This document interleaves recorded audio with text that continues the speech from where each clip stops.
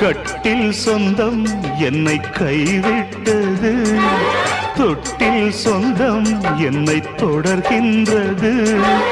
உயிர் வாழ்கிறேன் உனக்காகத்தான், யாரும் இல்லை எனக்காகத்தான்.